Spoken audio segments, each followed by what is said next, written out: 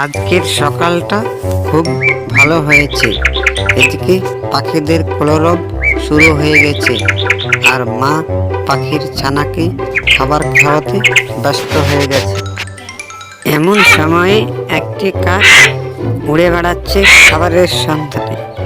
কাকের ভাগ্যটা এমনই খারাপ যে অনেক খোঁজাখুঁজির পরে সে খাবার খুঁজে পেল না। কিছুক্ষণ পর খুঁজতে খুঁজতে একটা গাছের তলায় এক টুকরো মাংস দেখতে পেল। কাক তখন এদিক ওদিকে দেখলো যে কেউ নেই। তখন মাংসর টুকরোটাকে কাক মুখে নিয়ে একটা ডালে বসলো।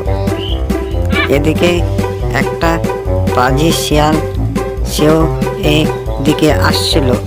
সে গাছে কাকটিকে দেখে সে শিয়ালটা মনে মনে ভাবলো আর বলল,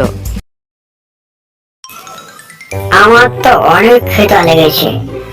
আমি এই মাংসের টুকরাটা পেলে আরাম করে আমার খিদা নিবারণ হবে, আমার খিদের জ্বালা মিটে যাবে।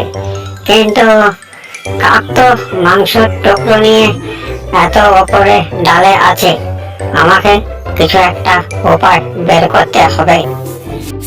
তখন শিয়াল কাকটিকে বলল, বন্ধু, তোমার পা দুটো খুব সুন্দর এবং ডানা দুটো খুব সুন্দর, তার চেয়ে তো সুন্দর তোমার ঠোঁট দুটো।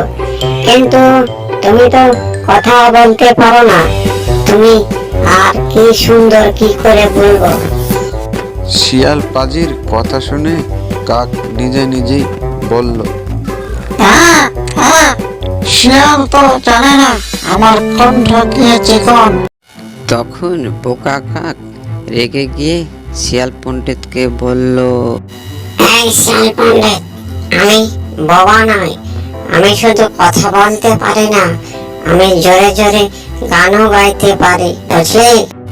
তখন বোকা কাক জোরে জোরে গান গাইতে গেল, আর অমনি মাংসের টুকরো জমিনে পড়ে গেল।